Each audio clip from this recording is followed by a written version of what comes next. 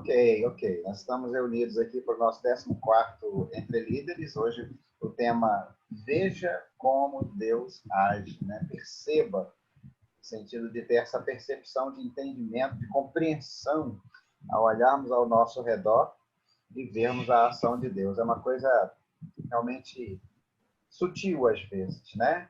Nem sempre fica tão claro assim.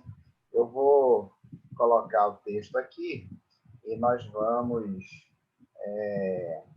começar a conversar sobre isso. O capítulo 8 de Atos, né?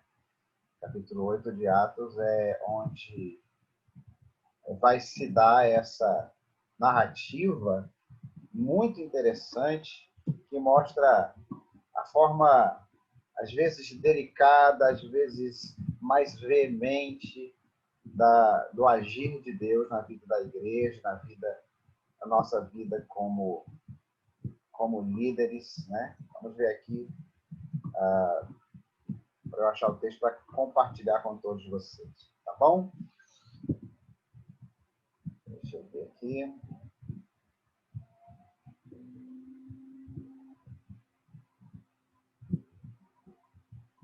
Isso.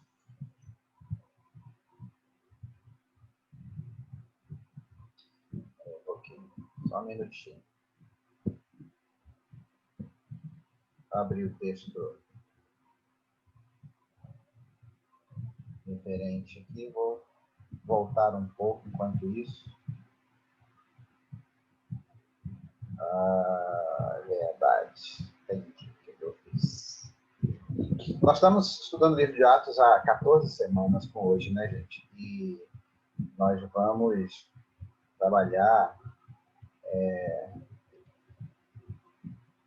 trabalhar um tema muito especial que às vezes é difícil para a gente, que é a gente reconhecer quando que Deus está agindo de verdade, né? Quando que as coisas estão acontecendo por agir de Deus ou tudo parece uma simples coincidência, né? O sermão está aí com o celular de vocês, mas eu quero colocá-lo no texto, né? Vamos ver se eu consigo fazer essa façanha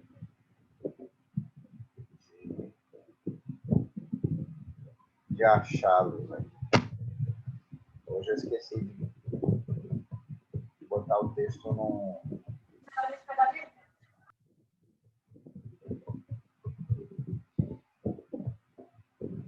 Elisângela, você está com o texto aí, né? Oi, tô sim. Você pode começar, então, na primeiro ponto, enquanto eu acho aqui. Quando eu achar, eu jogo para os irmãos, tá? Tá, joia. Só um pouquinho. Vamos lá, então. Antes de nós darmos uma olhada no capítulo 8, relembremos que o capítulo 7 nos traz um emocionante relato do primeiro mártir cristão, Estevão, um dos diáconos da igreja. Em sua defesa, ele nos legou aquele maravilhoso sermão sobre o Antigo Testamento, que deixou seus ouvintes irados, e ele foi apedrejado até a morte. Estevão viu as janelas do céu abertas e Jesus dando-lhe boas-vindas em casa. É uma belíssima história. Bem, a Bíblia diz que havia um cara lá consentindo com a morte dele. Seu nome era Saulo, e nós vamos ouvir mais sobre ele ao prosseguirmos. Mas hoje vamos ver como Saulo e outros continuaram a perseguir a igreja. Eu quero compartilhar com vocês como Deus trabalha através de vários acontecimentos, a fim de cumprir o seu perfeito plano. Segue, pastor? Segue, pode seguir. Ok. Ponto 1. Deus trabalha através dos apertos da vida, do versículo 1 ao versículo 4 do capítulo 8. E também Saulo consentiu na morte dele, e fez-se naquele dia uma grande perseguição contra a igreja que estava em Jerusalém. E todos foram dispersos pelas terras da Judéia e de Samaria, exceto os apóstolos. E uns homens piedosos foram enterrar Estevão, e fizeram sobre ele grande pranto. E Saulo assolava a igreja. entrando pelas casas e arrastando homens e mulheres, os encerrava na prisão. Mas os que andavam dispersos iam por toda parte, anunciando a palavra. Os 3 primeiros versículos não soam muito bem. Eles falam de perseguição na igreja. A Bíblia diz que uma grande perseguição se levantou contra a igreja. Estevão foi morto, e o versículo 3 nos diz que Saulo assolava a igreja, entrando pelas casas e arrastando homens e mulheres, e os encerrava na prisão. Jesus havia dito que isso aconteceria. Em Mateus 5:11, ele diz: Bem-aventurados sois vós, quando vos injuriarem e perseguirem, e mentindo disserem todo o mal contra vós por minha causa. Em 1 Pedro 2, de 19 a 21, ele diz: Porque é coisa agradável que alguém, por causa da consciência para com Deus, sofra agravos, padecendo injustamente. Porque que glória será essa, se pecando, sois esbofeteados e sofreis? Mas se fazendo bem, sois afligidos e o sofreis, isso é agradável a Deus. Porque para isto sois chamados, pois também Cristo padeceu por nós, deixando-nos o exemplo, para que sigais as suas pisadas. Ele também disse em João 15:20, Se a mim me perseguiram, também vos perseguirão a vós. Se guardaram a minha palavra, também guardarão a vossa. Deus sabia que isso iria acontecer, mas por que ele permitiu? Que bem poderia vir daquela perseguição, desse aperto? Bem, você se lembra de Atos 1:8? É o versículo-chave de todo o livro. Jesus disse: Mas recebereis poder ao descer sobre vós o Espírito Santo, e ser-me-eis minhas testemunhas, tanto em Jerusalém como em toda a Judéia e Samaria, e até os confins da terra. Quando nós começamos essa série, foi dito que esse versículo serve como um tipo de marco geográfico para o livro. Os capítulos de 1 a 7 falam sobre a expansão do Evangelho em Jerusalém. Os capítulos de 8 a 12 falam da expansão do Evangelho na Judéia e Samaria. E então, os capítulos 13 e seguintes falam da expansão do Evangelho até os confins da terra. Aqui estamos nós, no capítulo 8. E o que nós lemos no versículo 1? Nós lemos, naquele dia, uma grande perseguição contra a igreja que estava em Jerusalém, e todos foram dispersos. Para onde? Pelas terras da Judéia e de Samaria, exceto os apóstolos. Você percebe? Caso não tenha percebido, o versículo 4 diz: Mas os que andavam dispersos iam por toda parte, anunciando ou proclamando a palavra. Não se trata de pregar diante de uma igreja, é evangelizando e proclamando o evangelho. Então, o aperto da perseguição leva à proclamação. Sabia que até hoje tem sido assim ao redor do mundo? Uma outra maneira de colocar isso é: se não tivesse havido perseguição contra a igreja em Jerusalém, provavelmente os crentes não teriam saído para anunciar as boas novas a outras pessoas fora dos arredores da cidade. Então Deus, de maneira soberana e providencial, permite a perseguição para promover a proclamação. A Bíblia diz que os crentes são dispersos de Jerusalém e levam o evangelho para fora de sua cidade natal. Vejam que Deus não quer que nós permaneçamos comodamente absorvendo verdades espirituais e mantendo-as para nós mesmos. Isso leva à estagnação espiritual. As igrejas se deparam com a tentação de apenas construir edifícios maiores para si mesmos e manter todos os seus recursos em suas cidades natais. Quando Deus chamou a igreja para compartilhar o evangelho por todo o mundo, por isso, às vezes, Deus permite situações de aperto para mover a igreja e os crentes de seu lugar de conforto e estagnação. Ok, muito bom. Nos finalmente eu consegui colocar aí o texto, né? Eu não tinha transferido do original para esse documento exclusivo para passar para cá. E aí essa dificuldade. Eu queria saber se você concorda, Elisângela, e a partir de você, os demais podem interagir. Você concorda com isso? Às vezes, Deus permite situações de aperto para mover. E aí eu vou individualizar para colocar também não só o coletivo, como o individual, né? Deus permite situações de aperto para mover o líder, para mover a nós, para mover os crentes, né? Que inclusive está incluído já, a igreja e os crentes, de seu lugar de conforto e estagnação. Como é que você vê essa frase? Você entende dessa forma? Eu concordo com isso porque eu já vivi isso várias vezes, né? Toda vez que eu me sinto eu começo a me sentir na zona de conforto, tá tudo muito tranquilo, tá tudo muito bem. Deus coloca uma situação para me ligar. Peraí, não é por aí, não é assim, né? Você precisa fazer mais. Deus não te quer aí parada, sentada no banco, só observando, só visualizando, só assistindo o culto, né? Ele quer você cultuando verdadeiramente, ele quer você trabalhando, ele quer você sendo usada. E às vezes a gente tá tão cômodo, tá tão gostoso. Agora há pouco mesmo eu estava observando uma situação em que lembrando de uma situação que eu vivi em que estava tão confortável que Deus mexeu com a minha estrutura de uma forma tão grande que, assim, eu dei um giro de 360 graus, né? Na obra, no trabalho cristão, no evangelizar, mudou a minha forma de falar com as pessoas, de agir com as pessoas. Naquela época, até de emprego eu mudei, e nesse emprego eu lembro que com 15 dias que eu estava trabalhando lá, a moça não me conhecia direito, assim, me conhecia de cultos, às vezes, que as denominações faziam juntas né, e tudo, mas a gente não tinha intimidade nenhuma. E eu lembro que ela bateu na porta da minha sala, pediu para eu ir no corredor conversar com ela, e eu fui, e ela disse, você poderia orar comigo? Aí eu falei, posso, mas a gente vai orar aqui? Ela disse, não, o chefe deixa a gente entrar ali na salinha de reunião e orar. E eu falei, mas por que eu? Ela disse, porque eu sinto em você uma pessoa que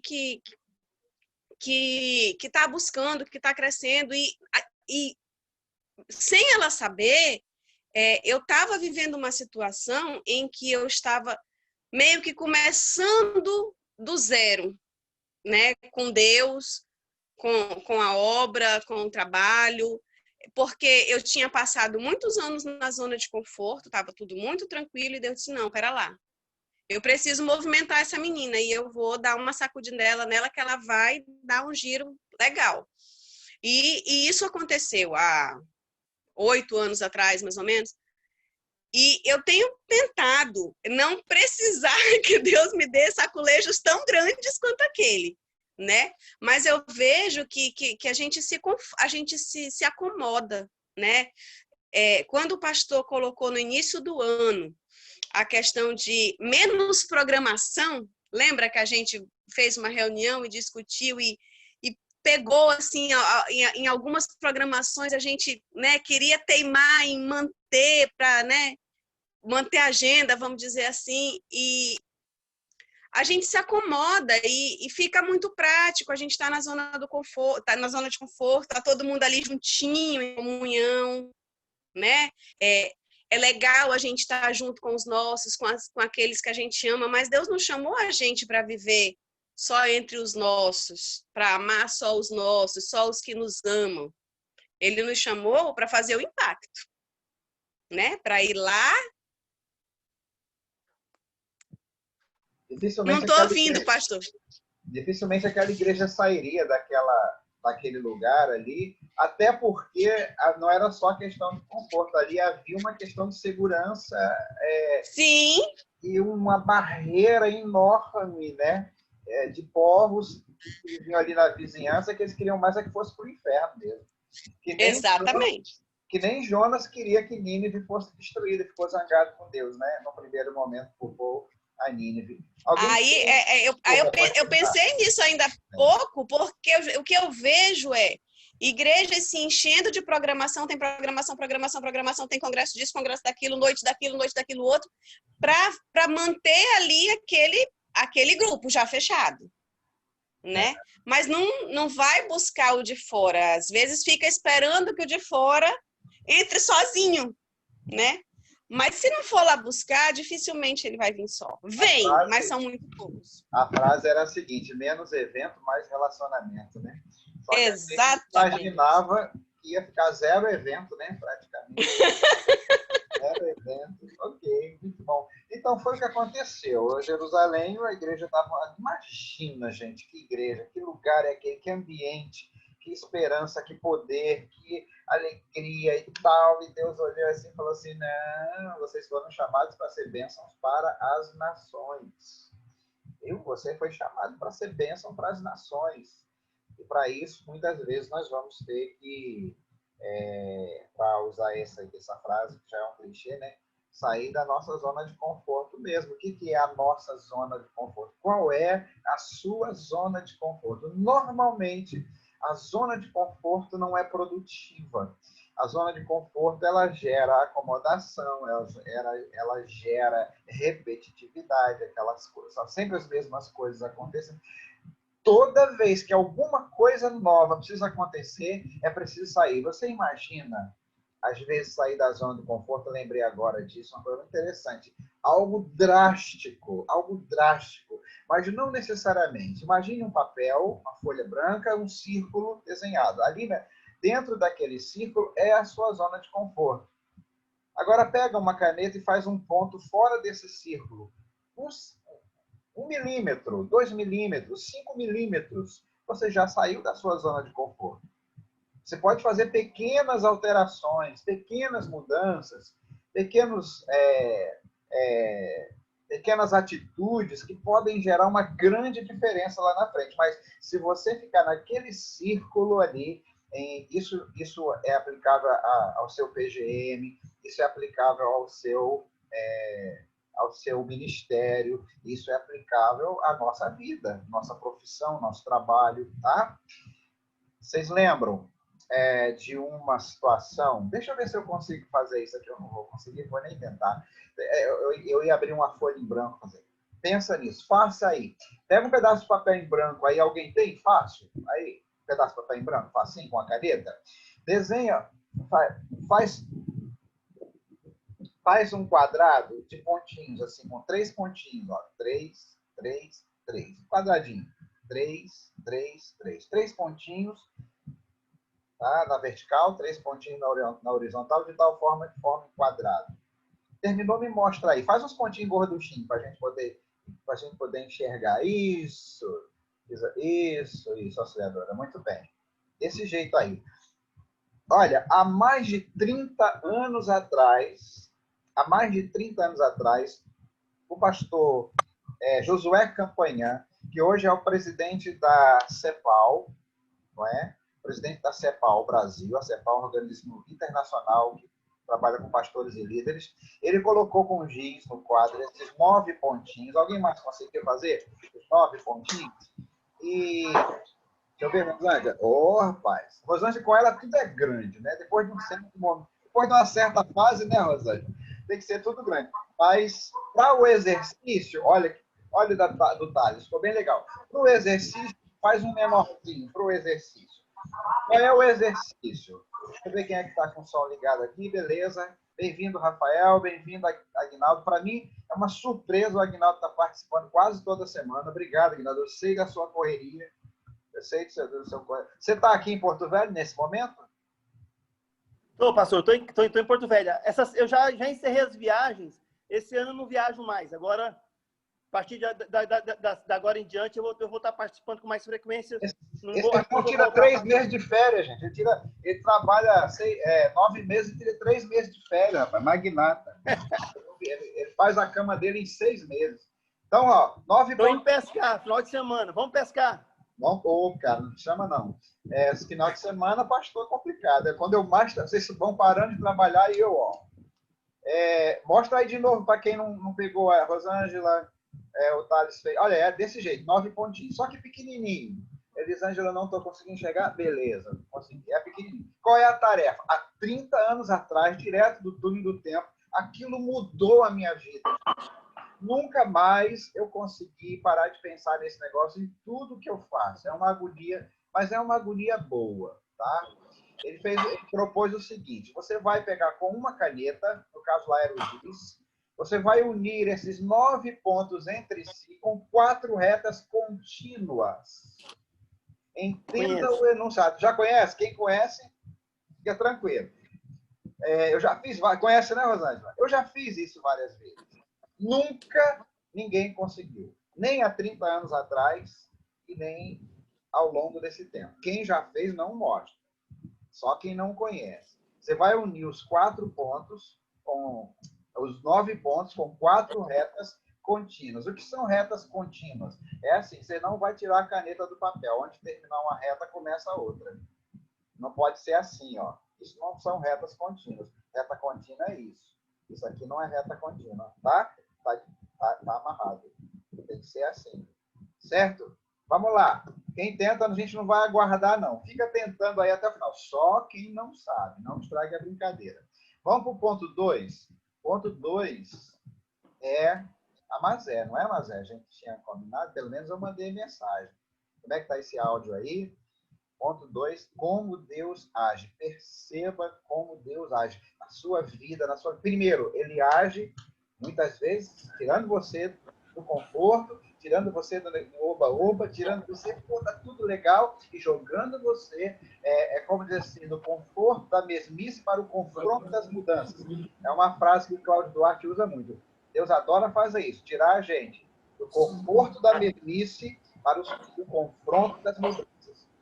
Deus age muitas vezes assim, mas Deus não age só. Pastor, consegui aqui. Beleza, depois você me mostra de alguma maneira aí. Você já sabia a brincadeira? Não, né? Não, pastor. Então abre o vidro aí, abre a lente aí, vamos ver logo.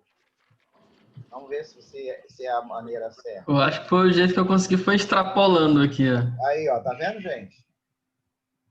Tá vendo aí como é que é? É desse jeito aí, ó. Você não vai conseguir unir os 9 pontos se você não passar deles, se você não passar. A maioria absoluta das pessoas fica tentando trabalhar dentro do limite dos 9 pontos.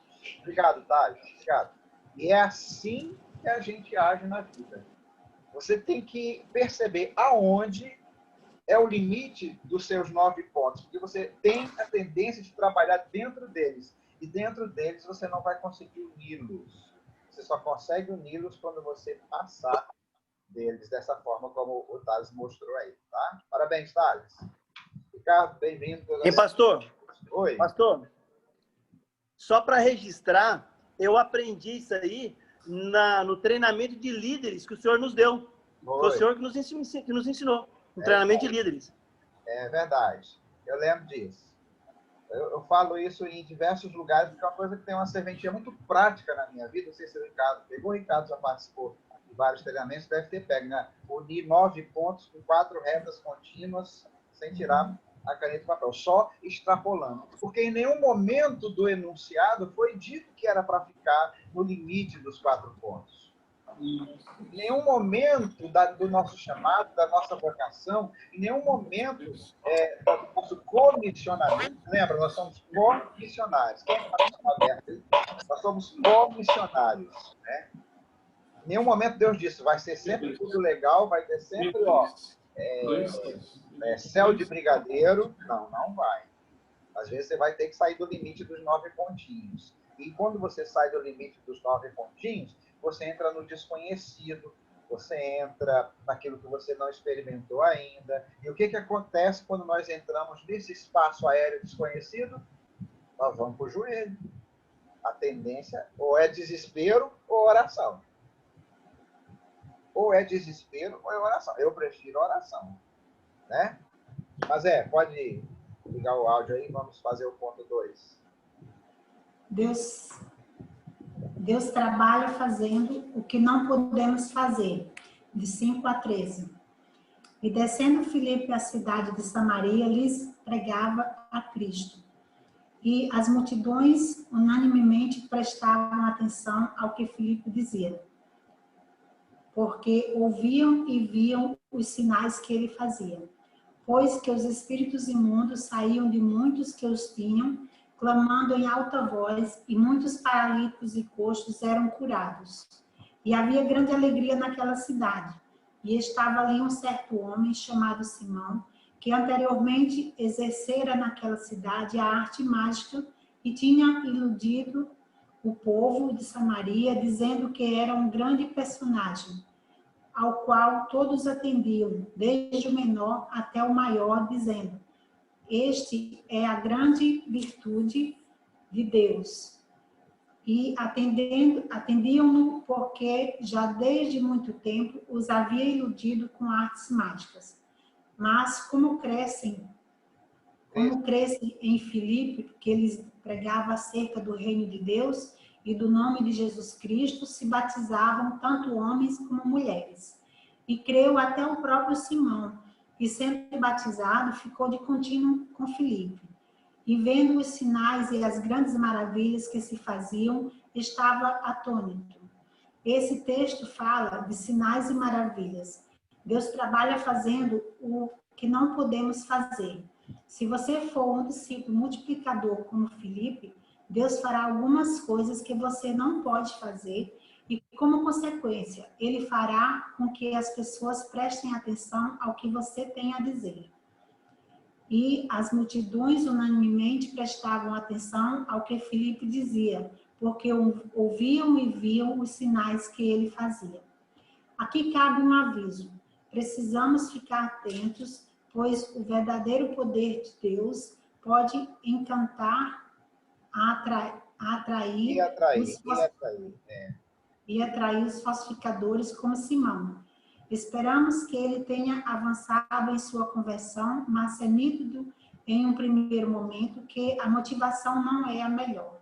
A maior das maravilhas e finalidade de todas as outras continua sendo a conversão de um pecador a Cristo, como diz o estribilho do hino 7 do cantor cristão. No céu, na terra, que maravilhas vai operando o poder do Senhor. Mas seu amor aos homens perdidos, das maravilhas, é sempre o maior.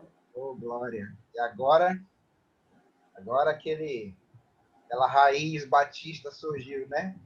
Hino 7 do cantor cristão. Quem conhece, denuncia aí. Então, coisa boa. Deixa eu ver aqui, tem alguém? Quem pode cantar? Elisângela? Rosângela? Esse estribilho aí. Só o estribilho aí.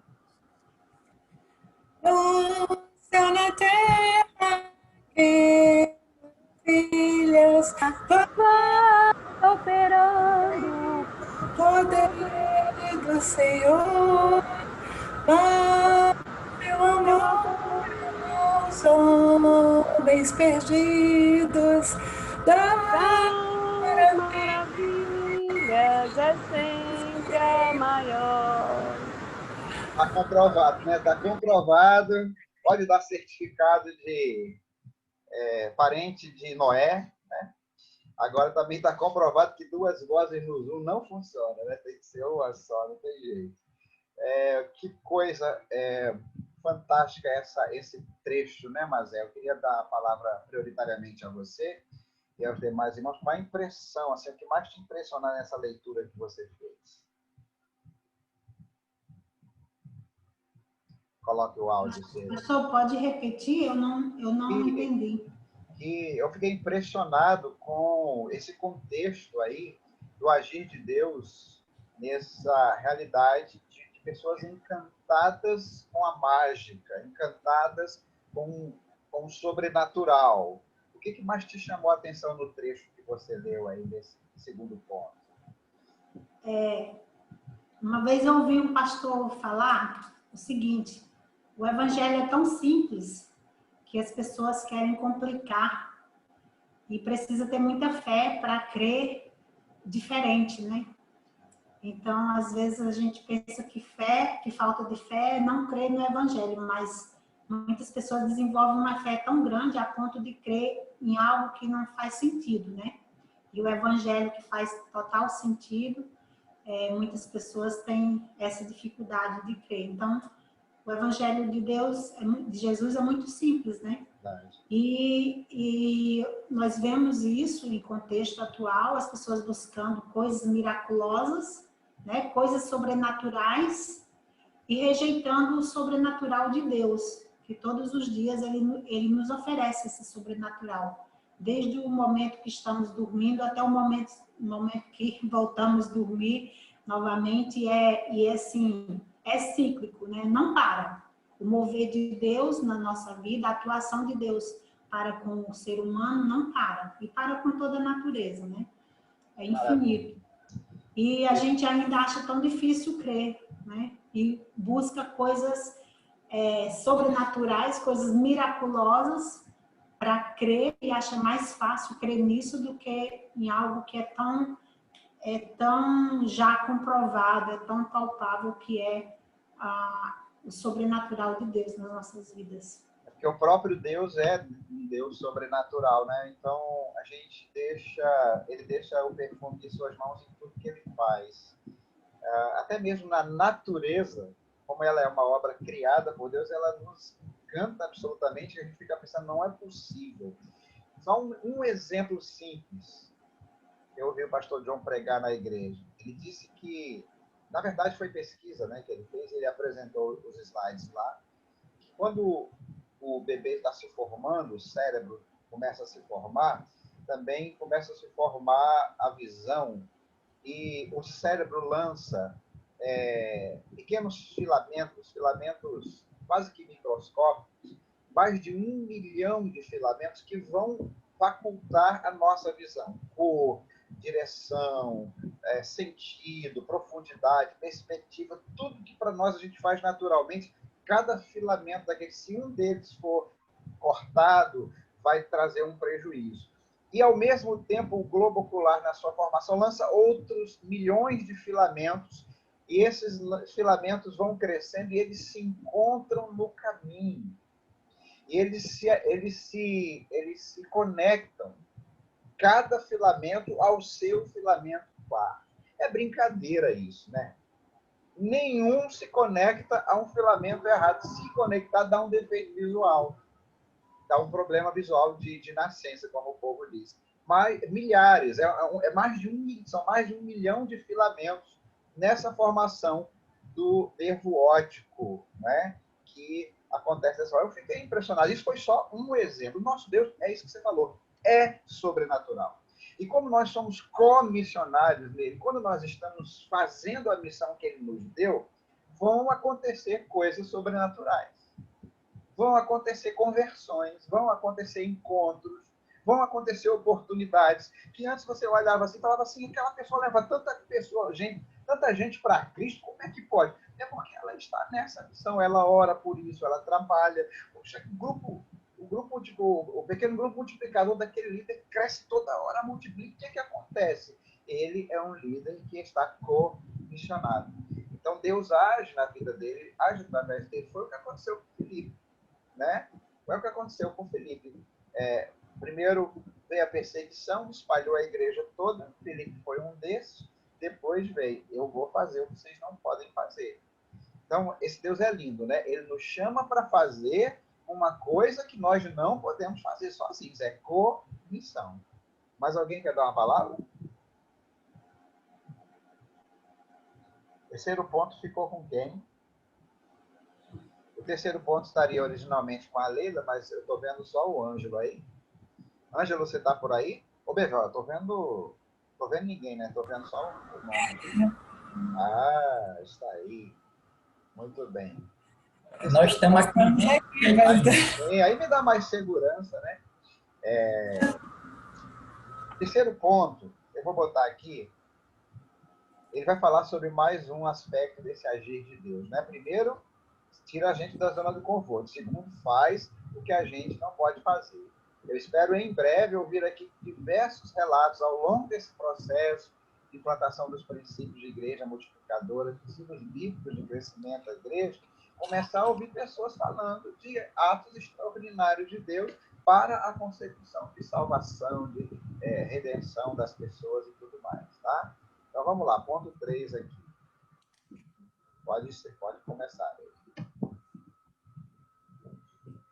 Deus trabalha usando quem a gente menos espera. Dos versos 14...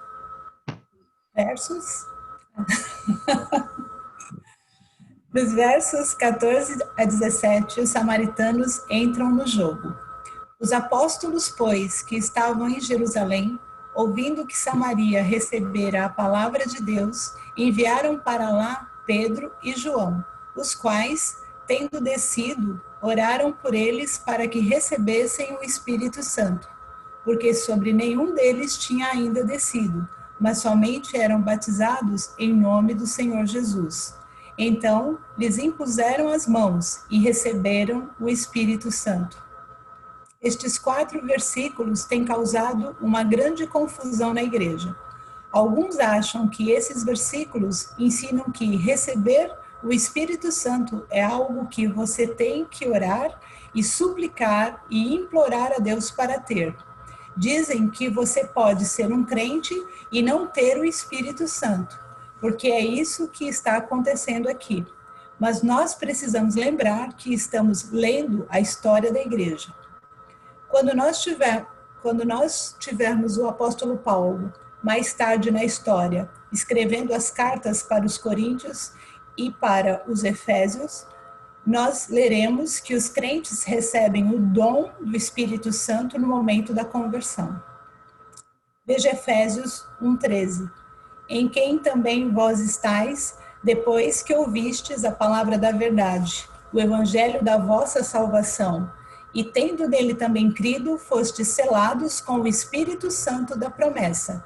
Então, o que temos em Atos não é o padrão, e sim a transição. Então, por isso aconteceu dessa maneira? Eu creio que porque Deus está trabalhando através de pessoas, ensinando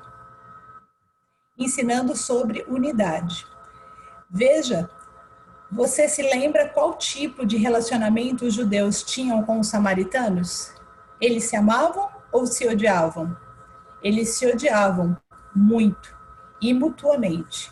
Aqui nós lemos que os apóstolos em Jerusalém, os judeus, ouvem que os samaritanos estão sendo salvos em Samaria. Eles devem ter pensado, eles também? Nossa, vamos lá dar uma olhada. Então Pedro e João descem para Samaria e verificam. Eles descobrem que esses samaritanos creram no evangelho que Filipe vinha pregando. Eles foram salvos e batizados. Então Deus, de forma providencial, traz esses 2 povos juntos, unindo esses 2 inimigos, para que os judeus alcançassem os samaritanos e Deus habita neles na pessoa do seu Espírito Santo. É uma bela demonstração de unidade na igreja, que também autentica a mensagem que os samaritanos creram. Pedro e João veem que os samaritanos são sinceros. Eles realmente são crentes em Jesus Cristo. Eles estendem suas mãos e as impõem sobre seus novos irmãos em Cristo, e o Espírito de Deus habita neles. Eita, vocês não se arrepiaram, não, gente? Confesso a você que essas coisas são profundas, né? São misteriosas, assim, elas são... não são coisas corriqueiras, né? São coisas belíssimas. Fala aí, Leila, que impressão que você teve? Que é obra do Espírito Santo, né, pastor? Porque não há outra palavra. Essa condição de, acho que, nos mover para aqueles que antes eram inimigos, ou nós mesmos, antes da condição de nós recebermos o Espírito Santo, para que nós pudéssemos, assim, nos aproximar. Então, a gente vê, talvez, eu não tinha até então, agora lendo esse texto, a gente vai vendo realmente, assim, o quanto isso toca quando nós nos deixamos, nos esvaziamos de nós mesmos, né? E o Espírito Santo passa a habitar, porque aí o fruto, ele vai sendo revelado. Então, é o que ficou para mim de lição, justamente esse selo do Espírito que a gente, de fato, recebe a partir do momento em que nós cremos. Tá certo. Aguinaldo, pelo amor de Deus, Aguinaldo, foi tratado aqui já. Você vai entrar em disciplina. Aí, não dá. Eu tô com ruído de fome aqui, eu devia ter jantado antes. Gente, isso é algo absolutamente maravilhoso. Então, me ajudem aí na minha memória. Aguinaldo, para, senão eu não consigo me concentrar. Depois você conta. Eu estou falando sério, meu amigo. Ó, vamos amar uns aos outros. Quando você sai da imagem assim, ó, e dá uma comidinha lá. Brincadeira, Deus te abençoe. Mas, olha, me ajude aqui puxando na memória o agir de Deus. Primeiro, tem hora que o agir de Deus é maravilhoso e a gente chora. E tem hora que o agir de Deus é aparentemente contraditório. Como é que Deus pode ter permitido isso? Cara, o chicote que desceu no lombo da igreja em Jerusalém foi pesado. Os caras perderam casas, perderam famílias, perderam... Você já imagina o que é migração obrigatória? Você já parou para pensar aqueles povos que estão ali em tendas no meio do deserto, que são os chamados refugiados? A igreja cristã, primitiva, ela se tornou... Foi um movimento migratório de refugiados. Eles foram expulsos de Jerusalém. Eu já estudei, Thales, me ajuda aí, várias vezes, por que só os apóstolos ficaram? Por que os apóstolos ficaram? Existem diversas teses para isso, tá? Eu não vou discutir, não tenho tempo da gente conversar sobre isso aqui, mas se alguém tiver uma informação recente sobre isso, fica à vontade. Mas o fato é que a igreja foi dispersa, eles saíram sem líderes, sem os líderes maiores, né? Sem cabeça. Eles foram... foi tirado deles os direitos à moradia, o direito à família, o direito à terra, o direito à pátria, os direitos básicos deles. E o texto bíblico, em Atos mesmo, diz que eles saíram, se espalharam por vários lugares, falando bem do Senhor. Cara, fala sério. A gente não pode perder nenhum emprego, a gente não pode perder nenhum negócio, a gente não pode nada dar errado na nossa vida, que a nossa tendência é murmurar, é falar, poxa, Deus, colabora aí e tal, é chorar. Eu fico pensando, os caras perderam isso tudo, muitos deles, inclusive, foram feridos, machucados e ficaram órfãos ou perderam filhos. E o texto diz que eles saíram falando bem de Deus, né? Então, o primeiro agir de Deus pode ser bem incompreensível. E você pode estar passando por uma situação assim, onde parece que estão acontecendo coisas. Depois que você começou a se dedicar mais, você começou a se entregar mais, coisas ruins começaram a acontecer. Lembre-se, isso pode ser uma forma de Deus adestrar suas mãos para a guerra e seus dedos para o combate. Pode ser.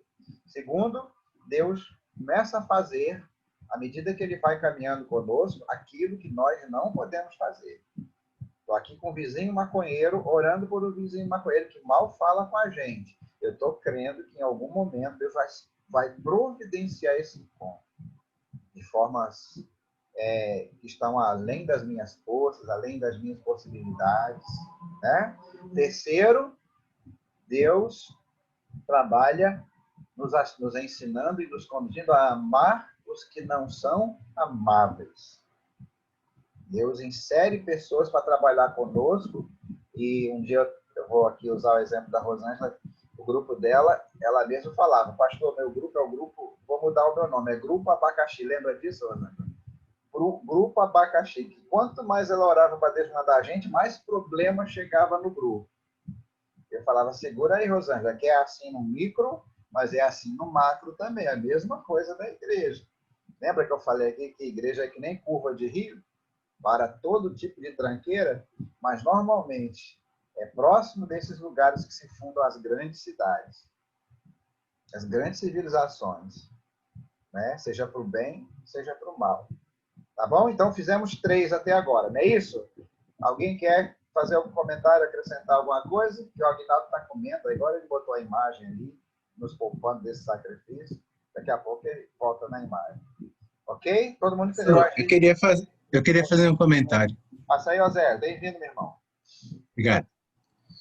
A gente sabe que o livro de Atos, ele é uma narrativa, né? Isso. E como narrativa, é difícil a gente criar dogmas religiosos em cima do dogma, ou teologia em cima dele.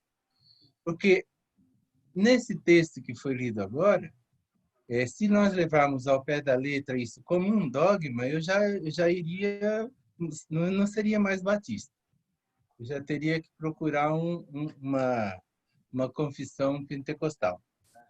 E também, da mesma maneira, como nós lemos no anterior, que as pessoas eram impressionadas ou elas eram atraídas, não só porque se pregava o evangelho, mas se pregava o evangelho com poder, através da realização de sinais e maravilhas.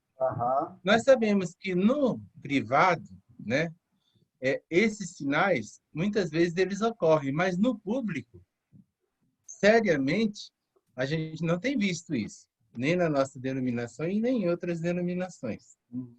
Agora, o que me consola, de uma certa maneira, é que quando Paulo assume o magistério, e aqui eu vou colocar entre aspas, né, o magistério da igreja, nunca mais ou não mais ele frisa essas doutrinas.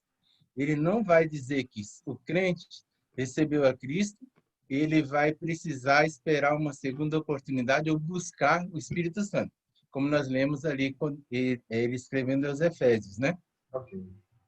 Então, isso dá o conforto para a gente, porque, normalmente, as confissões religiosas de cunho pentecostal, elas sempre vão utilizar o livro de Atos como um padrão. Então, por exemplo, tanto é que Pentecostes, que não quer dizer carismático, mas é referente à festa, né, lá judaica, no qual desceu o Espírito Santo de Deus daquela maneira, isso não se repetiu nunca mais, certo? E, às vezes, as pessoas querem que esse ato, esse momento histórico se reproduza. Como é bom termos mestres em nosso meio, né? Glória a Deus por isso. Ele traz à mesa aquilo que ninguém estava esperando, né? A gente está comendo nosso feijão com arroz aqui, de repente chega um mestre e traz um espárrago, traz uma coisa diferente, e aí a gente tem que buscar pela memória. Obrigado, irmão.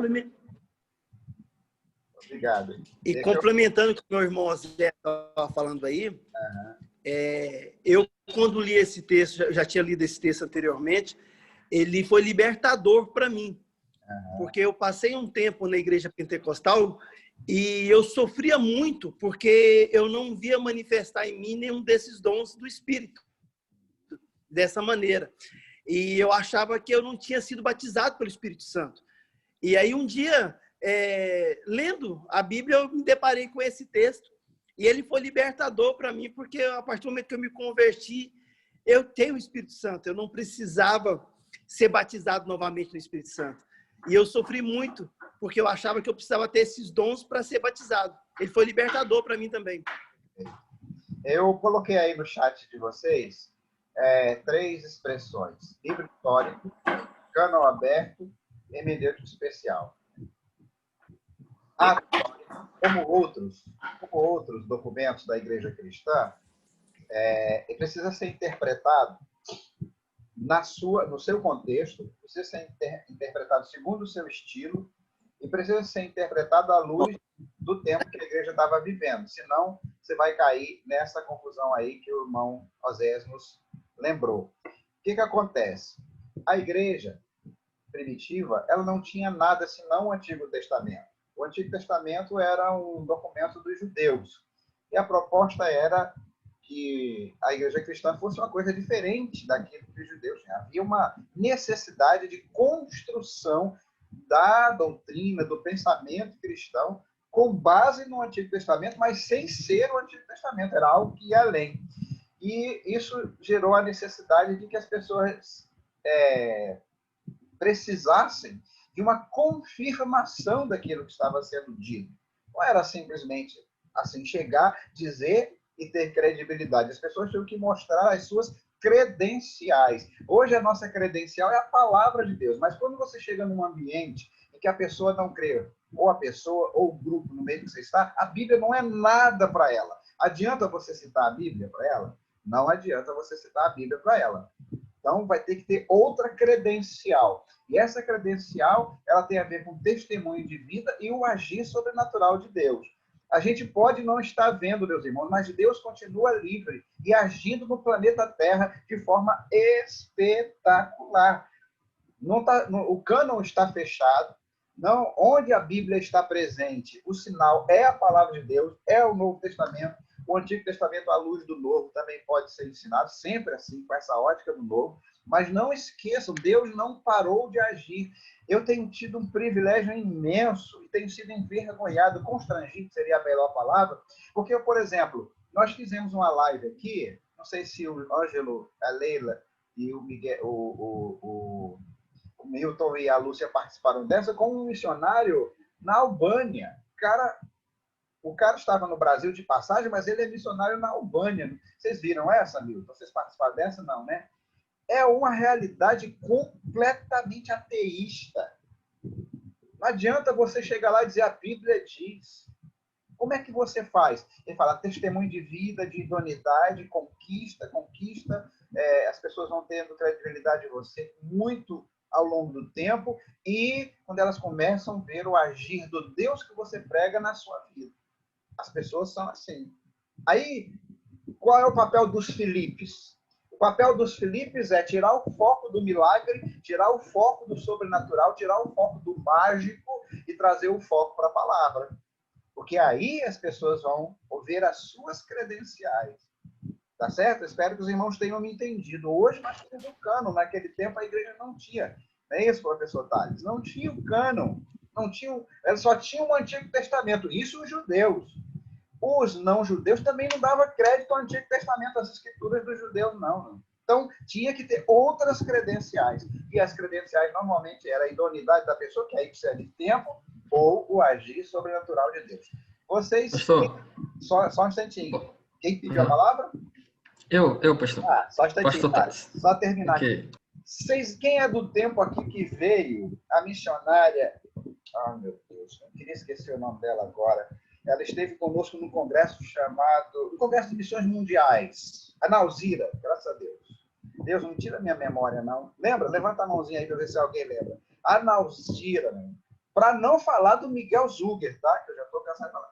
A Nauzira só tem história de agir sobrenatural de Deus. Uma delas é que de um avião que decolou e ela precisava colocar as coisas que ela estava levando, ou tinha colocado e ela precisava embarcar, não sei o que aconteceu, e ela orou, se ajoelhou no meio do aeroporto e começou a clamar ao Senhor para o Senhor trazer o avião de volta. Alguém lembra dessa história? Orou para o Senhor trazer o avião de volta. Tá maluco? Eu nunca vou fazer isso, não tenho fé suficiente. Mas ela vivia num contexto de exercício radical da fé. E a Nauzira orou de joelhos. E o avião não deu a volta, meu irmão?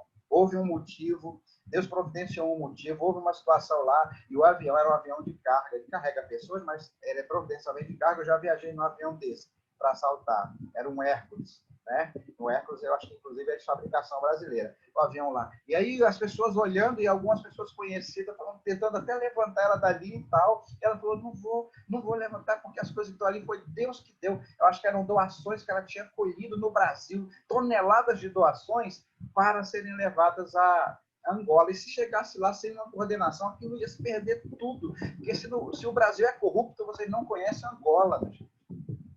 Contexto africano em geral, de Angola em particular, né?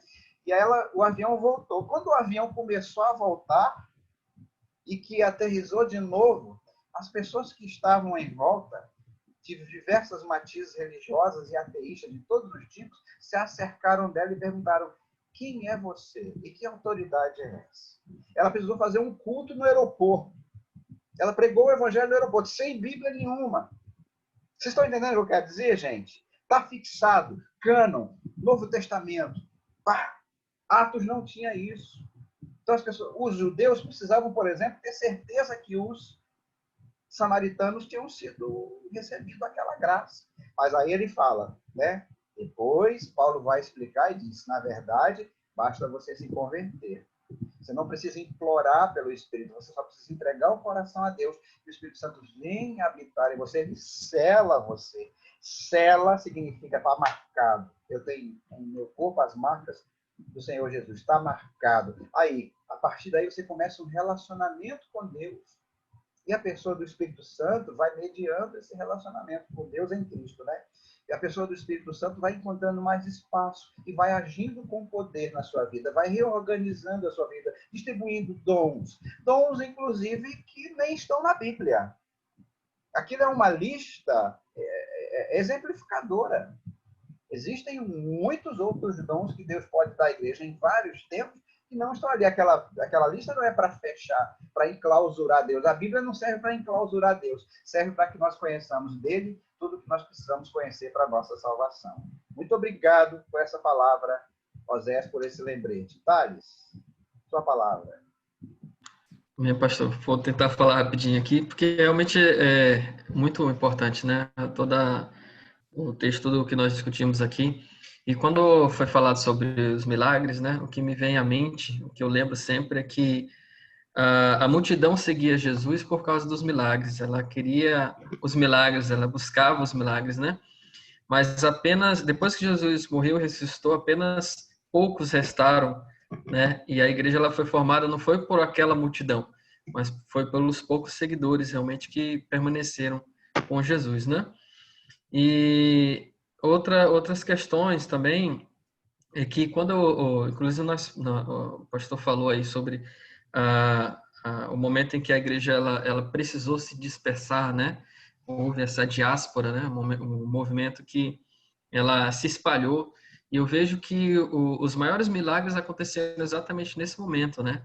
Em que Deus usou os testemunhos, né, de cada um dos irmãos que estavam se espalhando, né, para fazer com que a igreja crescesse. Então, a igreja foi crescendo não apenas, né, pelos grandes atos, pelos grandes milagres realizados, né, pelos apóstolos, mas muito mais pelos pequenos atos, né, nos momentos em que Deus... Tem um livro até que eu gosto do título desse livro, e eu e a Renata, a gente gosta muito de ler ele, de vez em quando, ele é uma espécie de devocional, né? O título é Deus está nas pequenas coisas, e todas elas são importantes. Então, é isso que a gente tem que lembrar, né? Que nos nossos testemunhos, no dia a dia, é ali que está o maior milagre de Deus, né? Nas nossas vidas. Eu me sinto, assim, eu vou usar uma expressão extremamente erudita aqui, mas vocês me perdoem, é que muita letra me faz delirar, eu me sinto pinto no lixo. Gostaram da erudição? Quando eu estou assim diante de um material humano dessa envergadura, né? Que traz para a gente uma esperança. E aí, que Deus tirou o povo de Jerusalém, tem um princípio ali. Eles estavam só recebendo. Ah, vocês vão ficar aí só engordando? Toma, abre o espaço, perseguição chega, eles passam de receptores a transmissores, né, Thales? Eles passam... É isso que eu quero que caia a ficha, que a gente vire a chave.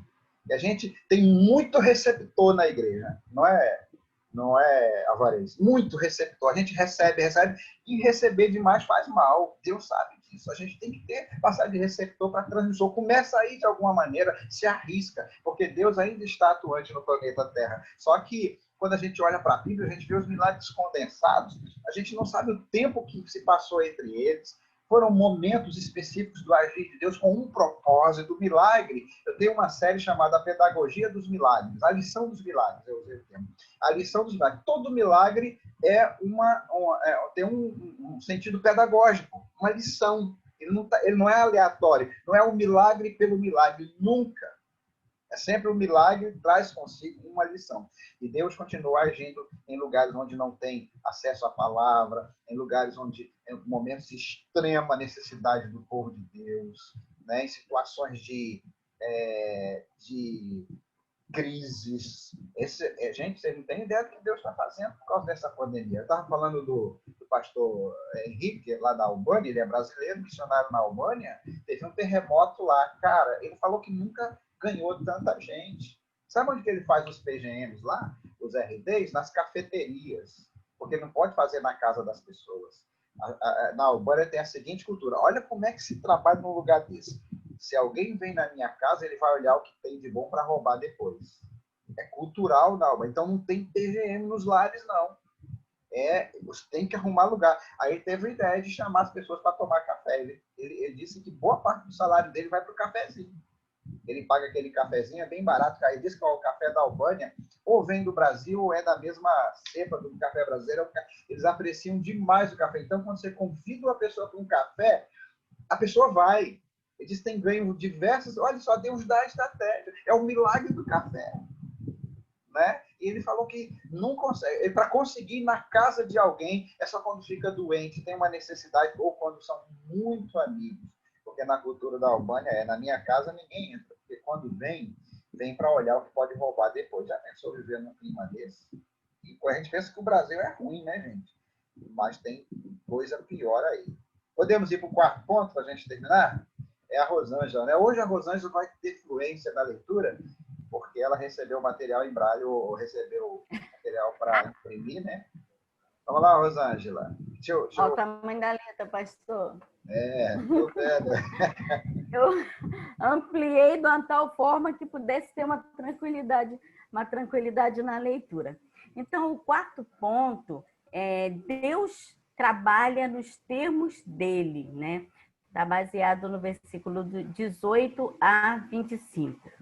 E Simão, vendo que pela imposição das mãos dos apóstolos era dado o Espírito Santo, lhes ofereceu dinheiro, dizendo: dai-me também a mim esse poder, para que aquele sobre quem eu puser as mãos receba o Espírito Santo.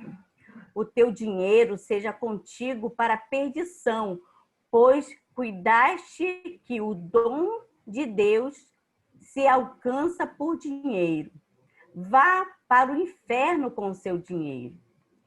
Tu não tens parte nem sorte nesta palavra, porque o teu coração não é reto diante de Deus. Arrepende-te, pois, dessa tua iniquidade. Arrepende-se, pois, dessa tua iniquidade, e ora a Deus, para que, porventura, te seja perdoado o pensamento do teu coração. Pois vejo que estás em fel de amargura e em laço de iniquidade. Respondendo, porém, Simão disse: orai vós por mim ao Senhor, para que nada do que disseste venha sobre mim.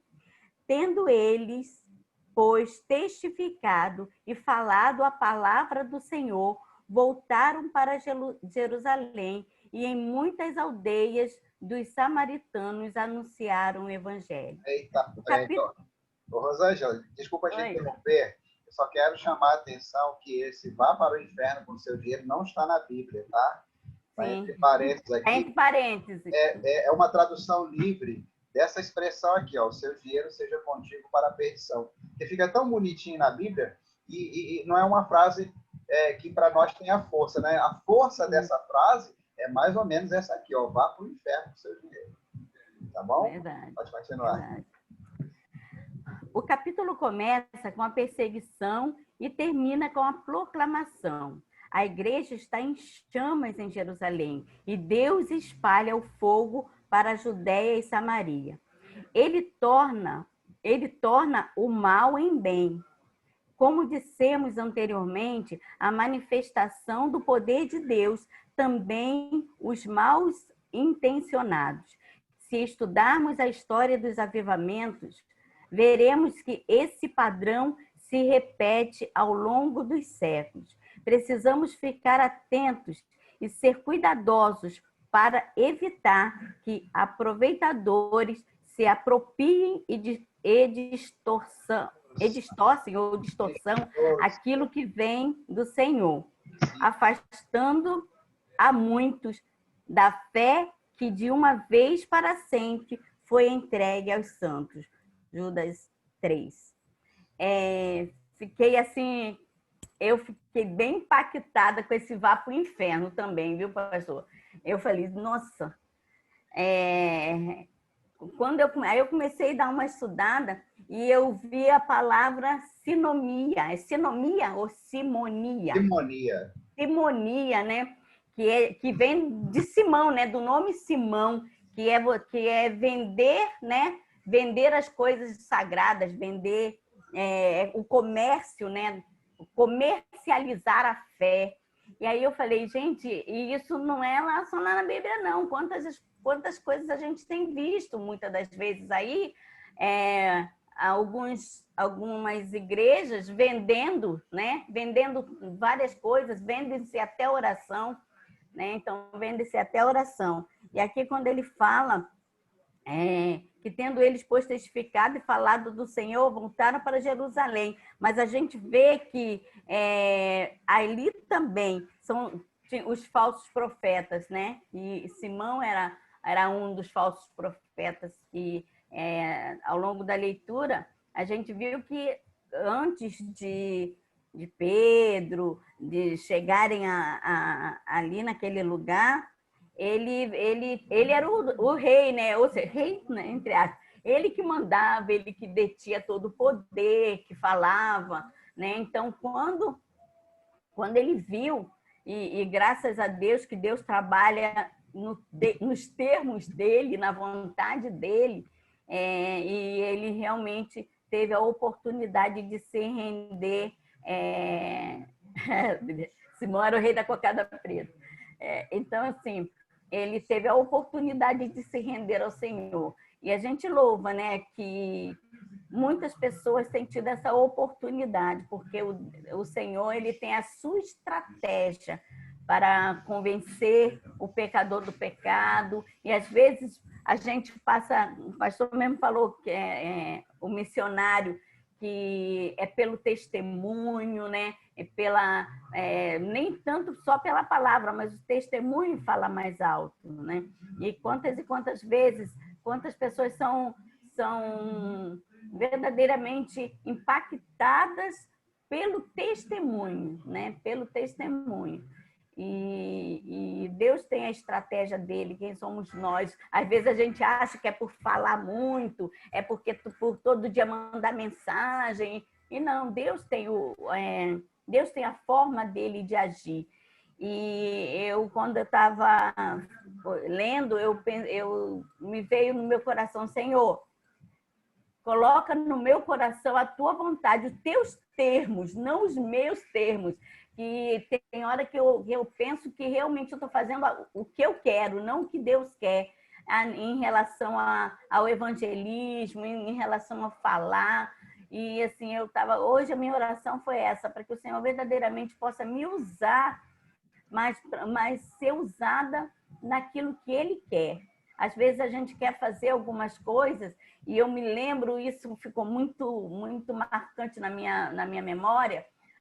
Ano passado, quando nós temos, o senhor sabe que a gente tem o evento do Chá da Amiga, e eu me lembro que um dia eu estava com meu coração muito, muito, muito apertado, porque é um ministério que eu sempre amei, e o pastor sabe disso, e eu estava com meu coração muito angustiado, porque eu estava vendo que eu não ia conseguir fazer. E eu fui até o pastor e conversei com ele, né? E assim, foi um bálsamo no meu coração, quando ele falou: ouve a voz do Senhor, escuta o que o Senhor está falando, né?